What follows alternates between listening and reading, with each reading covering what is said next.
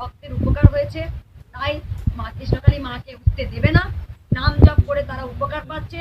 যেখানে আপনারা সবাই দেখেছেন ভক্তের ফল বয়ে গেছে। সেখানে মন্দিরটা বাৎসরিক পুজোর দিন মন্দিরটা প্রচুর ঝামেলা করবে, প্রচুর ভাঙার চেষ্টা করছে, পুরো বলেছে ভেঙে ঘুরিয়ে দেব এবং ভক্তদের মারবে। এই একটা এখানে বড় বড় মাথারা রয়েছেন, যেখানে তাদের ওপরে আমরা কেউ যেতে পারবো না। সেখানে কি হবে, সেখানে মন্দিরটা পুরো বন্ধ করে দেবে। এটা একটা চক্রান্ত চলছে। বাৎসরিক পুজো দিনই করাবে, তবে মায়ের পুজো হবেই। মায়ের পুজো আমি করবই, বাৎসরিক পুজো দিন এটা করবে। আপনারা সবাই জানেন যে আমি চাই না আমার ভক্তদের গায়ে কোনো আঘাত লাগুক, কারণ ওরা বলছে যে পুরো একদম সিল করে দেবো মন্দিরটা, পুরো একদম সিল করে দেবো।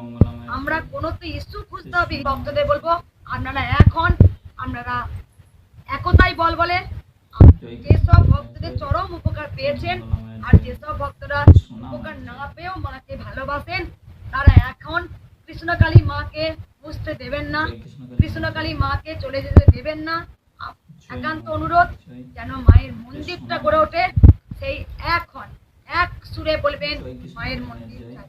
আমি ভিডিওর মাধ্যমে কারা কারা এগুলো করেছে আমি অবশ্যই এখন পোস্ট করে দিচ্ছি, আপনারা দেখতে পাবেন। বাগানে দোষটা বলবে মঙ্গলা মায়ের।